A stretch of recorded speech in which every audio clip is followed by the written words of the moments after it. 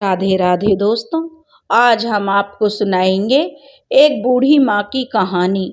जब माँ की मन्नत को पूरी कराने के लिए बेटा बहू लेकर गए माँ को माता के धाम और वहीं पर छोड़कर आ गए। अगर आप हमारे चैनल पर नए हैं तो प्लीज़ हमारे चैनल को सब्सक्राइब करें, वीडियो को लाइक करें और शेयर करें। राहुल अपनी माँ से बोल रहा था, अरे अम्मा, कितना समय लगाती हो, फटाफट तैयार हो जाओ, बस कुछ ही देर में गाड़ी आती होगी। और फिर एक बार गाड़ी आ गई तो फिर जल्दी जल्दी में कोई सामान रखोगी और कोई सामान भूल जाओगी, ढंग से सारी पैकिंग भी नहीं कर पाओगी। इसलिए कह रहा हूँ माँ, जल्दी जल्दी ध्यान से अपना सारा सामान रख लो जो भी जरूरत का है। तब शकुंतला देवी बोली, बेटा सामान सब है और मुझे क्या करना है, बस 2 जोड़ी कपड़े रखने हैं। फिर राहुल बोला, माँ 2 जोड़ी ही क्यों, अरे सारे कपड़े रख लो, एक्स्ट्रा रख लो, पता नहीं और ज़्यादा रुकने का प्लान बन जाए, पता नहीं कितने दिन रह जाएं, और बाकी का खाने पीने का सामान भी रख लो, ऐसा है सफ़र में कब कौन सा सामान काम आ जाए। तब जो शकुंतला देवी बोली, बेटा मुझे तो 2 जोड़ी कपड़े रखने हैं और बाकी ले जाकर मैं क्या करूँगी, आना तो यहीं पर ही है। बेटा बोला, अरे माँ रख लो, जितने भी रखना है सारे कपड़े रख लो, मैं तो ये कहता हूँ वहाँ पर पता नहीं कब कैसी ज़रूरत पड़ जाए, और फटाफट से माँ जल्दी तैयार हो जाओ, मैं देखता हूँ स्वाति तैयार हुई है या नहीं हुई है। तब बोला, ठीक है बेटा। शकुंतला देवी बोली, जाओ बहू को देख लो, फिर गाड़ी आ गई तो उसका सामान ना रह जाए, सारा सामान पैक करके दरवाजे पर निकाल कर रख लो, कौन कौन से बैग लेकर जाने हैं। दरअसल मैं ज़्यादा खाने पीने का सामान लेकर क्या करूँगी, बहू ने तो रख ही लिया होगा।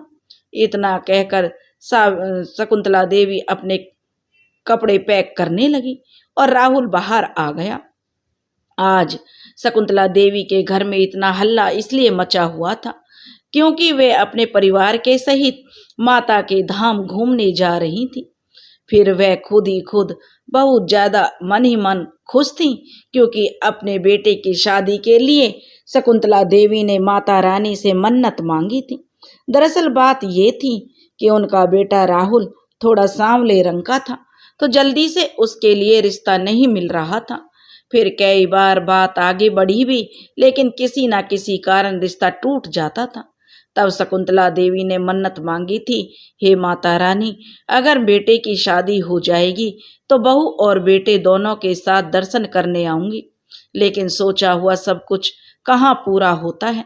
माता रानी ने शकुंतला देवी की विनती तो सुन ली और उनके बेटे की शादी भी हो गई, लेकिन वह उनके तुरंत शादी के बाद माता रानी के दर्शन करने के लिए नहीं जा पाई। कारण यही था, शादी के बाद उनके घर में बहुत सारे काम फैले हुए थे, जिनकी वजह से वह अपने बेटे और बहू के साथ माता रानी के दर्शन करने नहीं जा पाई थी। और फिर उसके बाद तो बस दिन पर दिन बीतते चले गए। फिर महीने बदले और महीने सालों में। अब तो उनके बेटे की शादी को कई साल हो चुके थे और उनका एक 8 साल का पोता भी था। आखिरकार अब वह दिन आ ही गया जब शकुंतला देवी को अपनी मन्नत पूरी करने का मौका मिला, तो इसलिए आज वह बहुत ज़्यादा खुश थी। आखिरकार थोड़ी सी खुशी और थोड़ी पैकिंग करने में वो बिजी थी। थोड़ी देर में सब लोग तैयार हो गए और अपना अपना सामान लेकर घर के बाहर रख दिया।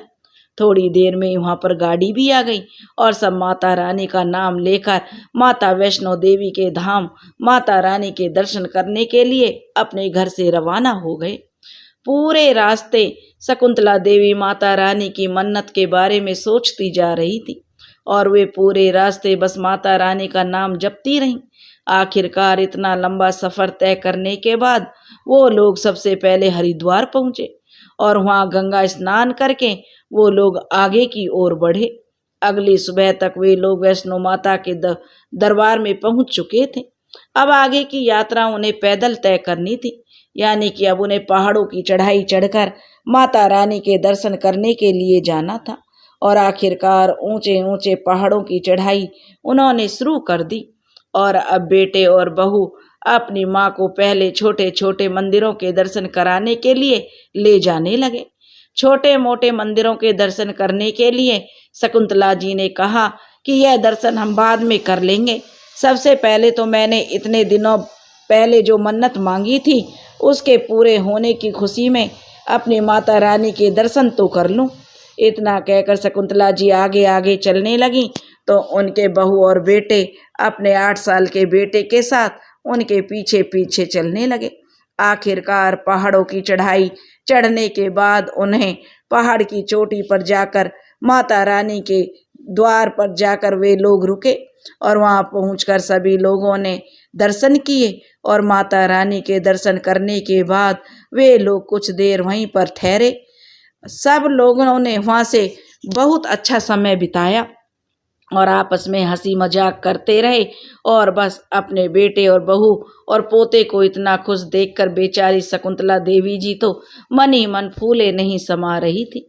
अपने बच्चों की खुशी देखकर माँ बाप तो वैसे भी जो दुगने खुश हो जाते हैं।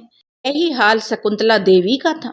वो अपने बेटे बहू को खुश देखकर बहुत खुश थी और माता रानी से मन ही मन प्रार्थना करने लगी, हे माता रानी, मेरा परिवार ऐसे ही हंसी खुशी सही सलामत एक साथ रहे, कभी किसी को कोई परेशानी ना आए। अब वहीं ऊपर पहाड़ की चोटी पर दर्शन करने के बाद वे लोग कुछ खा पी कर वहां से चल दिए।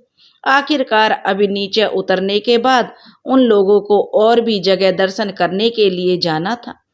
अब जब वे लोग दर्शन करने के बाद नीचे उतर कर आए तब शकुंतला जी ने, जो कि अब तक बहुत थक चुकी थी, वह अपने बच्चों से वहीं कुछ देर बैठने के लिए कहने लगी तो राहुल बोला, बस माँ कुछ दूर और फिर हम लोग होटल पहुंच जाएंगे, वहां जाकर आप आराम कर लेना, फिर बाकी की जगह हम लोग घूमने के लिए शाम को चलेंगे। ठीक है। और शकुंतला देवी बोली और अपने बच्चों के साथ अब वह होटल की तरफ चल पड़ी। जब वे वहां गईं तो वहां जाकर उन्होंने और उनके बच्चों ने कुछ समय आराम किया और 3-4 बजे के आसपास वे लोग फिर से बाहर निकलकर घूमने के लिए चल दिए। तभी बहू के पैर में हल्की सी मोच आ गई, इसलिए वो लोग घूमने जाते जाते ही रुक गए। सभी लोगों ने मिलकर यह डिसाइड किया कि अब हम लोग कल सुबह घूमने के लिए निकलेंगे, तब तक सब लोग यहीं होटल में आराम करेंगे। सब लोगों ने रात में साथ बैठकर रात का खाना खाया और खूब अच्छा समय बिताया। एक दूसरे के साथ मिलकर वे बहुत खुश थे और आराम करने के लिए जब जाने लगे तो उनका शकुंतला देवी का पोता बोला, जो कि अभी मुश्किल से 8 साल का था, वह बोला कि मैं तो दादी के साथ सोऊंगा और वह अपनी दादी के साथ सोने की जिद करने लगा। लेकिन राहुल ने अपने बेटे को अपनी माँ के पास जाने से रोक लिया और बोला, बेटा दादी थकी हुई है, दादी को आराम करने दो, तुम उनके पास रहोगे तो उन्हें आराम नहीं करने दोगे, अपनी बातों में लगाए रखोगे। तभी उस बच्चे की दादी बोली, बेटा राहुल क्यों डांट रहे हो बच्चे को, अगर बच्चे का मन है और वह मेरे पास सोना चाहता है तो उल्टा मेरा तो मन लगा रहेगा। इस पर उनका बेटा बोला, माँ सोने की तो कोई परेशानी नहीं है, यह आपके साथ ही सो जाता, लेकिन यहाँ स्वाति के पैर में चोट लग गई है, वह वैसे ही शाम से रोई जा रही है, अगर यह उसके पास रहेगा तो उसका भी मन लगा रहेगा, वरना और ज्यादा परेशान होती रहेगी वह। अपने बेटे की बात सुनकर शकुंतला देवी जो कहने लगी, ठीक है बेटा, और उन्होंने हाँ में गर्दन हिला दी।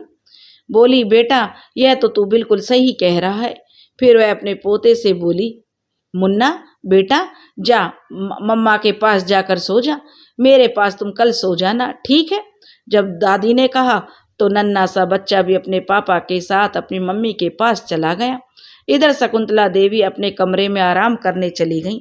रात में सब लोग आराम से सोए और सुबह शकुंतला देवी जी उठी तो उठकर अपने बेटे और बहू के कमरे की तरफ जाने लगी। लेकिन जैसे ही वो अपने बच्चों के कमरे में पहुंची तो उन्होंने देखा वहां पर कोई नहीं था, कमरे पर तो बाहर से लॉक लगा हुआ था। फिर वह थोड़ी परेशान हो गई लॉक लगा देखकर, लेकिन फिर सोचा शायद बहू को बेटा दवाई दिलाने के लिए गया होगा, थोड़ी बहुत देर में आ जाएगा। यही सोचकर शकुंतला देवी इंतजार करती रही। धीरे धीरे समय बीता, घंटा बीता, 2 घंटे बीते और ऐसे ही देखते देखते सुबह से दोपहर हो गई। लेकिन अभी तक शकुंतला देवी के बहू बेटे नहीं आए। परेशान होकर बेचारी रिसेप्शन पर जाकर पूछने लगी, मैडम मेरे साथ मेरा बेटा और बहू भी थे, उनका कमरा बाहर से लॉक है, क्या वो कहीं गए हैं? तभी रिसेप्शन पर बैठी हुई एक लड़की ने उनके बेटे का नाम पूछा। तब जो शकुंतला देवी ने अपने बेटे का नाम बताया तो रिसेप्शनिस्ट ने बताया कि यह लड़का तो आज सुबह ही यहाँ से चला गया। यह सुनकर जो शकुंतला देवी घबरा गई और बोली, बेटी जरा अच्छे से चेक करके बताओ। तो वह कहने लगी, क्या सच में आपका बेटा चला गया है? शकुंतला देवी बोली, क्या सच में मेरा बेटा चला गया? अगर गया होता तो क्या उसकी पत्नी भी उसके साथ थी? तब उस रिसेप्शनिस्ट ने कहा कि मैं यहाँ सुबह ही आ जाती हूँ। तब मैंने एक बच्चे और एक हस्बैंड वाइफ को जाते हुए देखा था, लेकिन मैं यह तो नहीं कह सकती कि वे आपके बेटे बहू हैं या कोई और थे। मुझे नहीं पता, लेकिन जिस नाम से आप बता रही हैं उस नाम से 2 रूम बुक किए गए थे। एक रूम आज सुबह खाली कर दिया गया है और एक रूम कल तक के लिए बुक है। अब शकुंतला देवी बेचारी बहुत परेशान हो गई। उसे समझ नहीं आ रहा था कि बिना बताए बेटे बहू कहाँ चले गए और उन्हें अकेला छोड़कर इस तरह। यह दिन बस इसी चिंता में अपने बच्चों के लिए वो घुलती रही, इंतजार करती रही। थोड़ी बहुत देर में शायद बच्चे वापस आ जाएंगे, लेकिन शाम तक उनके बच्चे वापस नहीं आए। जब शाम से रात हो गई और अब तक बच्चे वापस नहीं आए तो शकुंतला देवी के सब्र का बांध टूट गया। उन्होंने अपने बेटे को फोन मिलाने की बहुत कोशिश की, लेकिन उनका नंबर था कि मिल ही नहीं रहा था। उन्होंने अपनी बहू का भी फोन ट्राई किया, लेकिन उनका भी फोन किसी ने नहीं उठाया। अब वह क्या करती? बेटे बहू के नंबर तो उन्होंने डायरी में लिख रखे थे, लेकिन किसी और का नंबर तो उनके पास था ही नहीं, क्योंकि उनका फोन भी उनके बेटे के पास था। कल जब वो लोग घूम रहे थे, पहाड़ों की चढ़ाई कर रहे थे, तब उन्होंने अपना फोन अपने बेटे को रखने के लिए दे दिया था। इसलिए अब उनके पास ना तो कोई फोन था और ना ही अपने बच्चों का अता पता। कहाँ जाए कहाँ ना जाए, शकुंतला देवी की समझ में कुछ नहीं आ रहा था। ऊपर से आज का दिन तो पूरा बीत ही चुका था और अगले दिन होटल वाले उनसे वह कमरा खाली करवा लेते। उसके बाद वह कहाँ जाएंगी, क्या करेंगी? शकुंतला देवी को कुछ समझ नहीं आ रहा था। कुछ समय तक उन्होंने जो अपने मन को शांत किया और भगवान का ध्यान करने लगी, कब उनकी आंख लग गई उन्हें पता नहीं चला। पूरे दिन वो सोती रही और रोती रही। अब वो सो गई थी कि रोते रोते भी वो थक गई थी। अगले दिन का सूरज निकल चुका था और अब केवल आज इस होटल में ही वो रुक सकती थी और शाम तक होटल वाले उन्हें रूम खाली करने के लिए या फिर और पैसे जमा करने के लिए कह देते। लेकिन वे कहाँ से कुछ करती? उनके पास ना तो पैसे थे और ना ही कोई और सुविधा। वह तो खुद इतनी बड़ी मुसीबत में फंस चुकी थी। उन्होंने जाकर उस लड़की से जो रिसेप्शन पर बैठी थी दोबारा बात की। वह लड़की जो रिसेप्शन पर थी उससे जाकर शकुंतला देवी ने अपनी परेशानी बताई तो वह लड़की थोड़ी सकुचाते हुए बोली, आंटी जी बुरा मत मानिए, पर यहाँ अक्सर ही ऐसा होता रहता है। कभी कोई अपने माँ बाप को लाकर मंदिर पर छोड़ जाता है तो कभी कोई धोखे से भीड़ में भटक जाने का बहाना करके अपने माँ बाप का हाथ और साथ यहीं छोड़ जाते हैं। आपके बेटे ने भी ऐसा ही कुछ किया होगा आपसे छुटकारा पाने के लिए। मुझे तो आजकल के बच्चों का समझ नहीं आता। जब उनके बच्चे उनके साथ ऐसा करेंगे ना तब पता चलेगा इनको। जब रिसेप्शन पर बैठी उस लड़की ने इतना कहा तो शकुंतला देवी जी बोली, नहीं नहीं बेटी, तुम गलत समझ रही हो। मेरे बेटा बहू ऐसे नहीं है। वे तो मुझे बहुत प्यार करते हैं, मेरा बहुत ख्याल रखते हैं। वो तो मुझे कभी कोई काम तक नहीं करने देते, पर अचानक से वह कहाँ चले गए। मुझे तो उनकी चिंता सता रही है, कहीं उनके साथ कोई अनहोनी ना हो गई हो। बस यह सब सोच सोच कर मेरा दिल फटा जा रहा है बेटी। तब वह लड़की उनकी ओर देखती हुई बोली, हो सकता है आंटी जी, ईश्वर करे कि सब ठीक हो। आपके बेटा बहू आपको आज शाम तक यहाँ लेने के लिए वापस आ जाएं। वरना इतना बोलकर वह लड़की चुप हो गई तो शकुंतला जी बोली, वरना क्या बेटा, मैं जानती हूँ मुझे इस होटल से निकाल दिया जाएगा, लेकिन मुझे पूरा भरोसा है मेरा बेटा मुझे शाम तक यहाँ लेने जरूर आ जाएगा। अगर नहीं आया तो मुझे उनके पास तक पहुंचने का कोई ना कोई रास्ता ढूंढना ही होगा, वरना क्या पता इस वक्त मेरे बेटे बहू को मेरी जरूरत हो, वह किसी मुसीबत में फंसे हुए हों। मुझे तो सबसे बड़ी चिंता बस इसी बात की हो रही है कि मेरे बच्चे कहीं किसी मुसीबत में तो नहीं फंस गए। रिसेप्शन पर बैठी लड़की सब सुनती रही, लेकिन वह कुछ नहीं बोली। जब शकुंतला देवी अपने कमरे में चली गई, तब वह लड़की अपनी सहेली से बोली, देखा, यह होता है एक माँ का दिल। बेटा बहू यहाँ छोड़कर चले गए और मुझे पूरी उम्मीद है कि इसके बेटा बहू पूरे बिल्कुल ठीक होंगे और उन्हें कुछ नहीं हुआ होगा, बल्कि अपनी माँ को यहाँ छोड़कर ऐश कर रहे होंगे। लेकिन देखो, यह बेचारी यहाँ पर अपने बच्चों की चिंता में घुली जा रही है, कहीं उन्हें कुछ हो ना गया हो। सचमुच माँ का दिल होता ही ऐसा है, अपने बच्चों से कितना प्यार करती है यार। हे भगवान, शाम तक कोई ना कोई रास्ता निकाल दो, वरना मेरे सामने ही अगर इस आंटी को धक्के देकर निकाला जाएगा तो सचमुच मुझे बहुत बुरा लगेगा। पर मैं कर भी क्या सकती हूँ, मैं तो खुद ही अपने मामा मामी पर निर्भर हूँ। अगर मैंने इन आंटी जी की मदद करने के लिए कहा भी ना, तो वे उल्टा मुझे ही यहाँ से जो बाहर कर देंगे। मेरे मामा मामी तो इतने बुरे, मेरे साथ ही अच्छा व्यवहार नहीं करते, भला मैं इनकी क्या मदद कर सकती हूँ। तब उसकी फ्रेंड ने कहा, यह भी सही कह रही है यार, चल कोई ना कोई रास्ता तो निकल ही आएगा। और फिर जब हमने इन आंटी जी के बारे में इतना सोच रहे हैं, तो इनके बच्चे भी इनके बारे में सोच तो रहे होंगे। अगर वे ना भी सोच रहे हों, तब भी हम इस लाचार और बेबस के बारे में सोचने के लिए भगवान है। तू टेंशन ना ले यार, इस प्रॉब्लम का कोई ना कोई तो सॉल्यूशन निकल ही आएगा और फिर हो सकता है आंटी जी के मन की मुराद पूरी हो जाए, उनके बेटा बहू ही उन्हें लेने के लिए चले आए। तब रिसेप्शन पर बैठी लड़की, जिसका नाम सीता था, बोली, आई होप यार कि ऐसा ही हो। अब ऐसे ही पूरा अगला दिन भी निकल गया और शकुंतला जी ने कल से अब तक कुछ भी नहीं खाया था और इसी कारण वे बहुत कमज़ोर भी महसूस कर रही थी। उन्होंने दोबारा से रिसेप्शन पर जाकर सीता से बात की।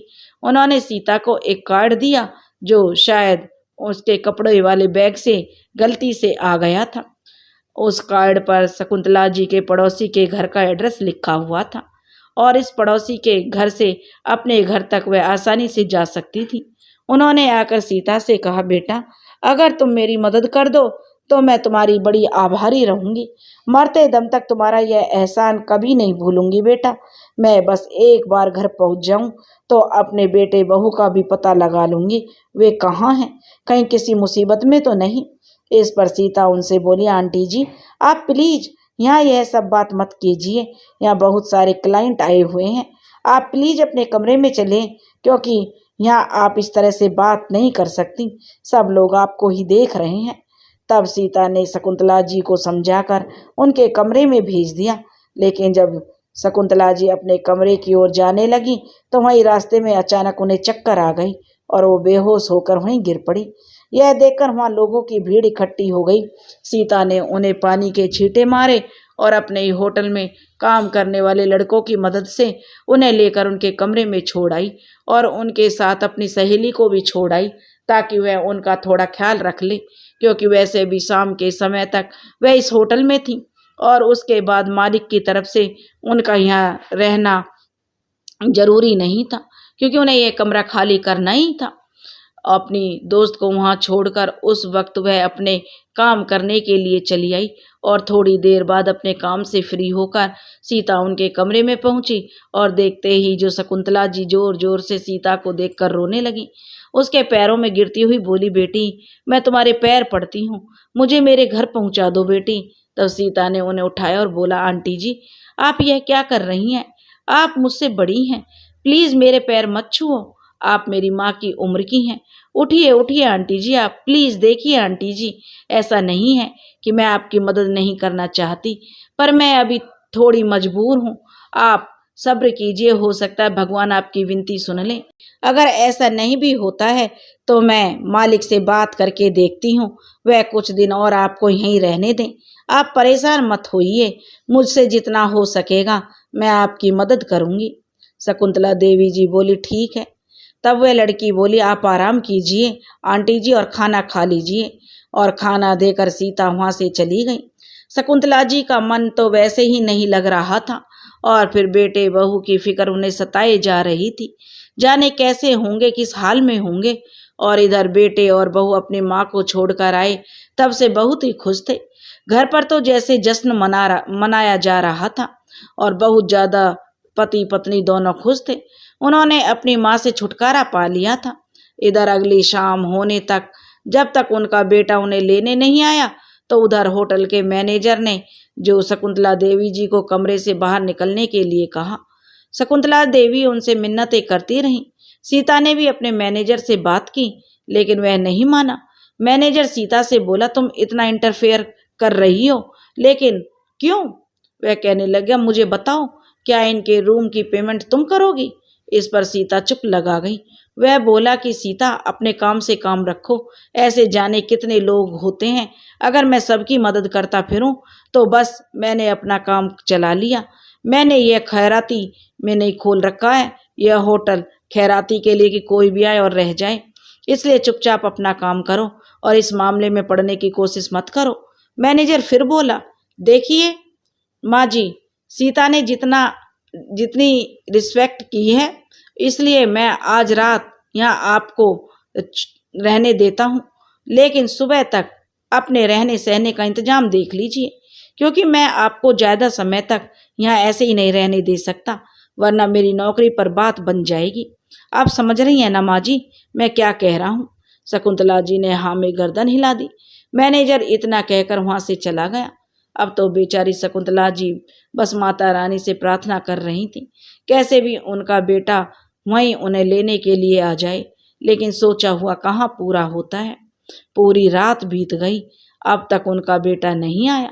अगली सुबह सीता जब अपने काम पर आ रही थी, तो उसने देखा मैनेजर शकुंतला जी को धक्के मारकर होटल से बाहर निकाल रहा था, क्योंकि वह होटल के बाहर निकलने को तैयार नहीं थी। वह बार बार प्रार्थना कर रही थी, बेटा मुझे कुछ दिन और होटल में रह जाने दो, मैं बाहर सड़क पर कहाँ रहूंगी। लेकिन मैनेजर ने उनकी एक नहीं सुनी और आखिरकार उन्हें घसीटते हुए होटल से बाहर निकाल दिया। जब सीता ने यह सब देखा तो उससे बर्दाश्त नहीं हुआ। वह कहने लगी, सर यह क्या है? बुजुर्ग महिला के साथ इस तरह का बर्ताव देखकर वह अपने बॉस पर जो चिल्ला उठी और बोली, what nonsense is this sir? माना कि उनके पास पैसे नहीं है सर, लेकिन आपको इतनी भी तमीज नहीं है कि किससे किस तरह का बिहेव करना चाहिए। यह इतने बुजुर्ग हैं, आपकी माता जी की उम्र की हैं, और आप इनके साथ ऐसा बर्ताव कर रहे हैं। इस पर मैनेजर बोला, तुम होश में तो हो ना सीता? तुम्हें पता भी है तुम किससे बात कर रही हो? 2 मिनट में तुम्हारी नौकरी से मैं तुम्हें बाहर कर सकता हूँ, फिर इन माता जी को लेकर सड़कों पर भटकती रहना, समझी तुम? इस पर सीता अगर बोली, अगर मुझे भटकना ही होगा तो सर मैं भटक लूंगी, लेकिन आपसे तो फिर भी बेहतर हूं ना सर। कम से कम मेरे पास पैसे ना हो पर तमीज तो है ना, जो छोटे बड़ों के किस तरह का बर्ताव करना चाहिए ये तो मुझे पता है ना। आप तो पैसों के घमंड में आकर सारी तमीज भूल चुके हो सर। होटल के इतने सारे कमरे वैसे भी खाली ही पड़े रहते हैं। अगर आप कुछ दिन के लिए इन्हें उन कमरों में रहने देंगे तो कौन सी आफत आ जाएगी। ऐसा तो है नहीं कि आपके होटल का एक भी कमरा खाली नहीं है और स्पेशल आप उनके लिए खाली करवा रहे हैं। तब मैनेजर गुस्से में चिल्लाता हुआ बोला, सीता तुम्हें होश भी है कि तुम क्या बक रही हो और किससे बात कर रही हो? 2 मिनट में तुम्हें इस नौकरी से बाहर कर दूंगा, फिर दर दर भटकती रहना। ज्यादा तरफदारी कर रही हो इस बुढ़िया की, तो अपने ही घर क्यों नहीं ले जाती? तब सीता बोली, अगर मेरा बस चलता तो मैं अपने साथ ले जाती इन्हें। और हाँ, जहां तक बात रही नौकरी से निकाल देने की, तो आप क्या सोचते हैं कि आप मुझे नौकरी पर रखकर कोई एहसान कर रहे हो या मुझे सैलरी देकर कोई एहसान कर रहे हो? मैं यहाँ कोई फ्री में काम नहीं करती हूँ और ना ही मैं फ्री के पैसे लेती हूँ। काम करती हूँ तो आप सैलरी देते हैं, और अगर आपके लिए वर्कर्स की कमी नहीं है तो मेरे लिए भी नौकरी की कोई कमी नहीं है सर। रखे रखो अपनी नौकरी को। ऐसे इंसान के यहाँ नौकरी करने से तो अच्छा है मैं कहीं अच्छी जगह नौकरी करूं, जहाँ कम से कम मालिक की सोच इतनी घटिया ना हो। इतना कहकर सीता शकुंतला जी को अपने साथ लेकर चली गई। और इधर अब न सीता को पता था कि अब उसे कहाँ जाना है। क्योंकि वह तो अपने मामा मामी के साथ रहती थी। उसके माता पिता तो थे नहीं। उसके मामा तो फिर भी ठीक थे, उसकी मामी तो बस उसे परेशान ही किया करती थी। अब सीता करे तो क्या करे, क्योंकि शकुंतला जी को अपने साथ भी नहीं ले जा सकती और उन्हें ऐसे ही कहीं सड़क पर भटकने के लिए भी नहीं छोड़ सकती थी। अब सीता ने सोचा कि वह एक दिन के लिए शकुंतला जी को अपने घर पर रख लेगी और उसके बाद किसी भी तरीके से उन्हें उनके घर छोड़ने चली जाएगी। सीता ने अपने मामा को फ़ोन लगाया और सारी बात बता दी, बिना यह जाने कि उसके मामा ने फ़ोन स्पीकर पर रखा हुआ था और उसकी मामी ने सारी बातें सुन ली थी। जैसे ही सीता की मामी ने यह सब बातें सुनी, वह गुस्से में बौखला गई और सीता से बोली, तू भी उस बुढ़िया के साथ ही मर जा, घर आने की कोई ज़रूरत नहीं है। एक तो तुझे मुफ्त में का बिठा कर खिला रहे हैं, ऊपर से एक और बोझ को उठा लाई। हमारे पास इतना हराम का पैसा नहीं है कि बस तुम जैसे जो भूखमंगों को पालते रहें, भिकमंगे इधर उधर से लाकर और इस घर में जो बैठाती रहे और हमारी छाती पर दाल दलती रहे। इतना कहकर सीता की मामी ने फ़ोन रख दिया। सीता गुस्से के साथ साथ बहुत दुख में भी थी। उसकी आंखों में आंसू बहे जा रहे थे। शकुंतला जी ने जो उसके कहा, बेटी इतनी दुखी मत हो। उसे दुखी देखा तो पूछने लगी, आखिर बिटिया बात क्या है। सीता ने अपनी मामी की सारी सच्चाई शकुंतला देवी को बता दी। उसकी मामी उसे कितना परेशान करती है। बचपन में ही उसके माता पिता की मृत्यु हो गई थी, तब से उसका कोई और भी है नहीं, तो मजबूरी में मामा मामी के पास ही रहती है। अब सीता ने अपनी फ्रेंड से कुछ पैसे उधार लिए और शकुंतला जी को उनके घर छोड़ने के लिए निकल पड़ी। जब उन्हें लेकर वह उनके घर पहुंची तो देखा कि वहां उनकी शोक सभा का आयोजन किया गया था और अब तक सब लोग वहां से जा चुके थे। घर पर केवल बेटा, बहू और परिवार के अन्य लोग थे। साथ ही घर में काम करने वाला एक नौकर था। कुल मिलाकर घर पर 3 जन थे। इसलिए बेटा बहू निश्चिंत होकर आपस में बातें कर रहे थे। वे दोनों आपस में बातें करते करते कहने लगे, आखिरकार हमारी मुसीबत टली और अब तो इतनी दूर से माँ चाहकर भी वापस नहीं आ पाएगी। तब उसकी पत्नी बोली, बिल्कुल सही कहाँ, बेकार में खामा बुढ़िया कितने समय से हमारी छाती पर दाल दल रही थी, अब जब मर ही गई है तो शगुन मिला है। यह कहकर वो हंसने लगी। तब उसका पति बोला, मर गई है या दुनिया की नजरों में मार दी गई है। उसका इतना कहने पर दोनों पति पत्नी जोर जोर से हंसने लगे और बोले, खैर जो भी हुआ तो हमें फायदा ही है ना। अब किसी को क्या पता कि हमारी माँ वहाँ गंगा जी में बहकर मर गई या फिर हमने यूं ही मरने के लिए उन्हें सड़कों पर छोड़ दिया। यहाँ तो हम जिसे जो बताएंगे वही सच माना जाएगा ना। और फिर एक बार माँ का डेथ सर्टिफिकेट बन जाए तो सारी मुसीबत टल जाए। डेथ सर्टिफिकेट बनने के बाद यह सारी जमीन जायदाद हमारे नाम हो जाएगी और फिर मज़े से हम अपनी ज़िंदगी जिएंगे। हर बात पर रोक टोक करती थी बुढ़िया। अब हम निश्चिंत होकर जैसे जीना चाहते हैं वैसे जिएंगे। यह सभी बातें सीता और शकुंतला जी ने भी सुन ली थी। यह सब बातें सुनकर शकुंतला जी पूरी तरह से टूट चुकी थी। आखिरकार कैसे उनका अपना बेटा अपनी माँ के बारे में ऐसे सोच सकता है। अब बेचारी वह बहुत परेशान थी और बस रोए जा रही थी। उधर सीता जो कि उनकी मदद करना चाहती थी, इसलिए उन्हें यहाँ लेकर आई थी। शायद वह सच में अपने बेटे बहू से बिछड़ गई हैं और वे उन्हें अपनी बेटे बहू से तो मिला ही सकती है। लेकिन हुआ बिल्कुल वैसा ही जैसा सीता ने सोच रखा था। दोनों बेटे बहू ने जानबूझकर अपनी माँ को मरने के लिए वहां छोड़ दिया था।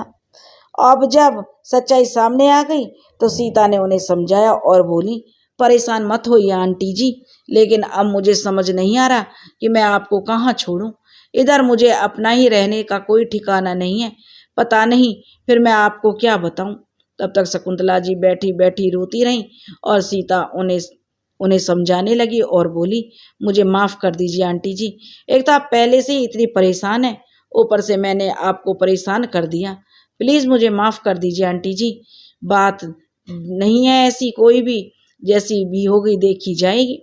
ज़्यादा अच्छी ज़िंदगी अगर मैं ना भी दे सकूं आंटी जी, तो आपको 2 वक्त का खाना तो मैं खिला ही सकती हूँ। आप परेशान ना होइए आंटी जी, हम अपना गुजारा कर लेंगे। मेरी माँ ना सही पर आप मेरी माँ के समान हैं।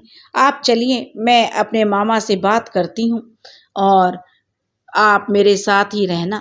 जब सीता ने अपने मामा से फोन पर दोबारा बात की तो उसके मामा ने उसे साफ साफ मना कर दिया कि सीता, तुम्हारी मामी ने तुम्हें घर पर आने को भी मना कर दिया है। अगर तुम्हें भलाई ही करनी है तो खुद करो, घर आने की कोई जरूरत नहीं है। अब सीता करती तो क्या करती, लेकिन फिर भी उसने उनका जो साथ नहीं छोड़ा, शकुंतला देवी जी का साथ दिया और बोली, आंटी जी आप चलिए, अभी मेरे पास कुछ पैसे हैं, कुछ दिन जैसे भी होगा एडजस्ट करते हैं, फिर मैं कहीं ना कहीं नौकरी ढूंढ लूंगी। इतना कहकर शकुंतला जी को लेकर शहर के ही एक सस्ते से जो उसमें होटल में रुक गई। पूरे दिन शकुंतला जी अपने बेटे के बारे में सोचकर रोती रही, लेकिन रात होते ही उनके दिमाग में आया कि जब उनके बेटे बहू इतना नीचे गिर सकते हैं तो क्यों ना वो भी उन्हें सबक सिखाए। अपने बेटे बहू को सबक सिखाना ही होगा, वो मन ही मन में ठानने लगी, वरना आने वाले समय में हर बेटा बहू अपने माँ बाप के साथ ऐसा ही करेंगे। दीपशिखा जी ने सोच लिया था कि इससे पहले उनका डेथ सर्टिफिकेट बने वह अपनी जमीन जायदाद और प्रॉपर्टी का कुछ तो करेंगी। बस अगले ही दिन दीपशिखा और सीता को लेकर वकील के पास पहुंच गई, वकील से बात की और पुलिस को लेकर अपने घर पहुंची। और अपनी माँ को पुलिस के साथ देखकर जो राहुल और उसकी पत्नी दोनों के पैरों तले जमीन निकल गई। उनकी तो सांस ही अटक गई, ऊपर की ऊपर नीचे की नीचे, जैसे दोनों का हलक ही सूख गया हो। उनके मुंह से कोई जवाब नहीं निकली। पुलिस को सारी वारदात शकुंतला जी पहले ही बता चुकी थी, इसलिए पुलिस वाले बेटे बहू को गिरफ्तार करके ले गए। बेटे और बहू दोनों क्या करते, पुलिस उन्हें ज्यादा दिनों तक अंदर तो नहीं रख सकती थी, लेकिन शकुंतला जी ने पुलिस में जो शिकायत की थी उसके आधार पर उन्होंने उनके बेटे बहू को घर से निकाल फेंका और दोबारा कभी भी शकुंतला जी के आसपास ना भटकने रहने का सुझाव दिया। अब शकुंतला जी सीता को अपने साथ लेकर रहने लगी।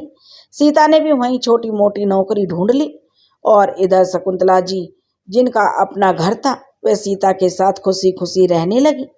एक अनाथ लड़की को माँ का प्यार मिल गया, एक माँ को उसका ख्याल रखने वाली औलाद जो कम उसके सगे बेटे और बहू ना कर सके वह उस औलाद ने कर दिया जो मुंह बोली औलाद थी। काम किया, उसका ख्याल रखा सीता ने और मुसीबत की घड़ी में उसका साथ दिया। ऐसे में वह उस लड़की का साथ भला कैसे छोड़ सकती थी, इसलिए उन्होंने अपनी बेटी की तरह उसे अपना लिया और दोनों खुशी खुशी रहने लगी। थोड़े समय बाद एक अनाथ लड़का देखकर उन्होंने सीता की शादी कर दी।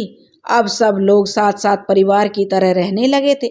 जो प्यार बेटा बहू ना दे सके वह प्यार अनजान बेटी और दामाद से उन्हें मिल रहा था और प्रभावी अब उन्हें किसी चीज की नहीं थी, फिक्र नहीं थी उन्हें किसी भी चीज की। पूरी तरह से निश्चिंत होकर अब वे अपना जीवन जी रही थी। दोस्तों, अगर आपको यह कहानी पसंद आई हो तो प्लीज़ हमारे चैनल को सब्सक्राइब करें, वीडियो को लाइक करें और शेयर करें। राधे राधे।